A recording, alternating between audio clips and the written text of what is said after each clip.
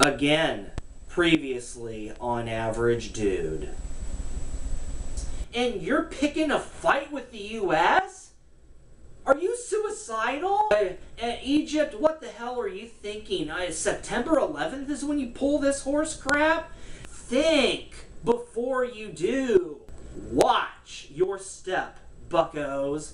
Because when you get the U.S. to agree on something, ooh, not good.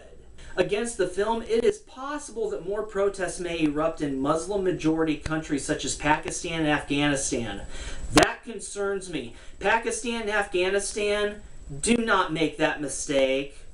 We're going to end up going to war. Don't push America.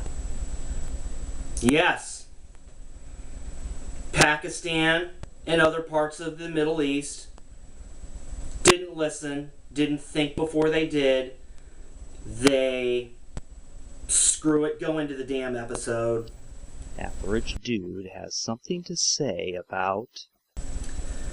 Yes, this week has just gone from bad to worse to even worse to just keeps getting worse because the Middle East, they're beyond redemption. This is episode 21 and this is the last episode I'm going to deal with the Middle East and their bullshit because they are not deserving of any sympathy whatsoever. But let's go over why. I mean, all of this, September 11th is the last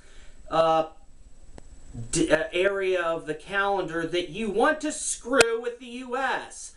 This all started with Israel. The Prime Minister, Benjamin Netanyahu, stupidly picked a fight with America.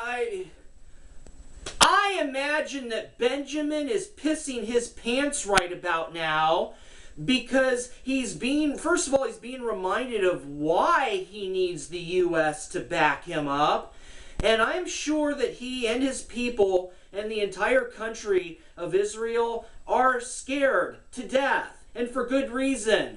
Because Muslims are proving to be just as ridiculously out of control and savage as the extreme idiots that...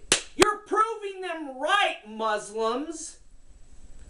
I have given you bonehead so much rope for so many years thinking that there was hope. There's no hope for you because you don't want it. And I'll go over why, but yeah, Prime Minister Benjamin Netanyahu opened his mouth and his office, his people started apologizing and really wanted that meeting on his behalf. And then he figured it out and wanted that meeting. And they have been, I'm sure, peeing their pants with Egypt. And yeah, Egypt, who we have been giving $1.3 billion a year in assistance, pulls their crap, storms the embassy, which, by the way, is U.S. territory. So that's an attack on our soil. That should have resulted in a war situation. Buttholes, idiots, stupids, have absolutely no survival sense whatsoever. When you poke a lion, it's going to bite you, and it's going to happen.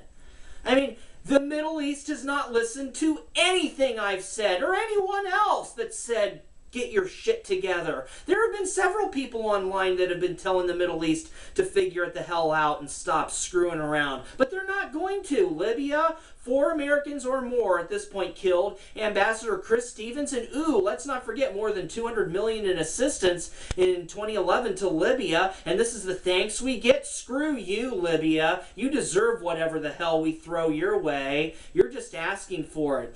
Libyan securities guarding the site, they pulled out. That's telling.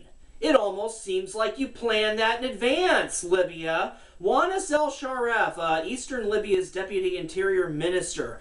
Yeah, we thought there was no way for the protesters to storm the compound which had fortified walls.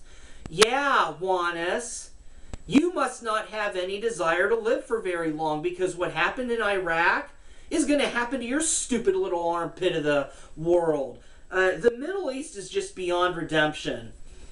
And if you remember what I said in the last episode prior to this one, since there were similar protests in English, God, I made that same mistake again. I did that in the previous episode. Egypt. The word is Egypt. since there were protests there. It's possible that more protests may erupt in Muslim-majority countries such as Pakistan and Afghanistan. Happened. It happened right afterwards. And then we keep seeing the signs. Don't blame us. Blame our badly behaved brats. This is not about that damn movie. It has not been about... That movie... That movie is so bad it doesn't even qualify as a B movie. No one in America knew. Hardly. Who knew about that movie? Nobody. So, the Muslim buttholes in the Middle East who threw their temper tantrums because of this movie, portraying them as being savage assholes that need to just simply be wiped off of the face of the earth because they're a cancer.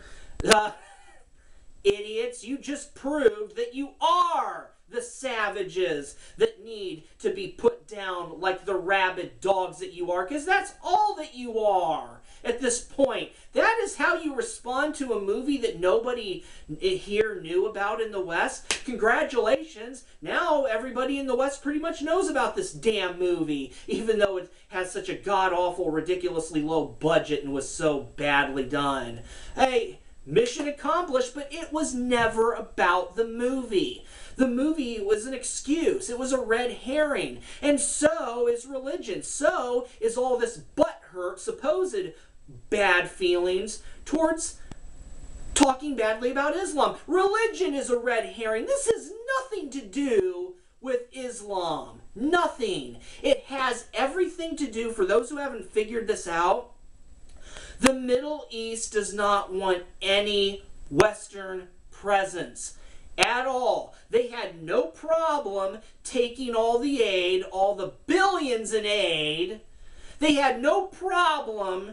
I mean, this is what happens. Okay? They whine and complain, don't blame us. We have dictators that are killing us and we're terrified and we need someone to save us. Well, you know what? Gaddafi is gone, and so Saddam Hussein. And what's their excuse now? There's a vacuum. Get off your asses and fix your own situations. They are nothing but babies. They are babies that are still pooping in their diapers. And that's exactly what the Middle East is. What a great metaphor. The Middle East is the diarrhea stain on the underwear that the world, planet Earth has to wear.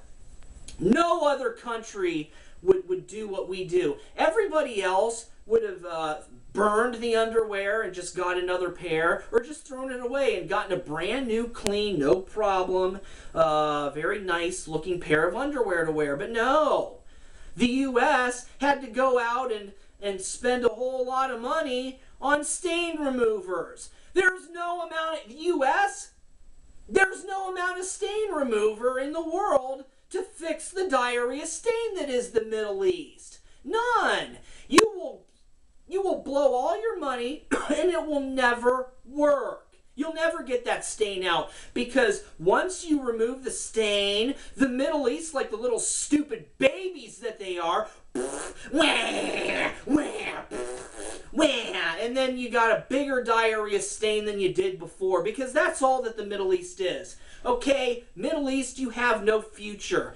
The only reason you've been able to get this far is because this is the U.S., the most wishy-washy, we want to save the world country that there is. No other country would put as much, or any amount of money or anything like we have into rebuilding or anything. No other country. You will never see China or Russia, two big dogs that will... They'll cut your heads off, Middle East. They have been China and Russia aren't stupid. They have been watching this whole time. They have been watching the U.S. try to save you, ungrateful shits. And all you do is this. You are not worth saving. China and Russia, if they are put in a position where you stupidly start and give them problems, they will kill you. They will blow you up. They won't make apologies. No apologies from China or Russia. They won't care. And Russia's already been in this situation with you before. And they're not about to make that mistake again. And China sure as hell isn't. They will destroy you, take what they want from you, and leave the destruction behind them. No rebuilding. They won't care. Only the U.S. seems to care. And up until the U.S. is tired of it.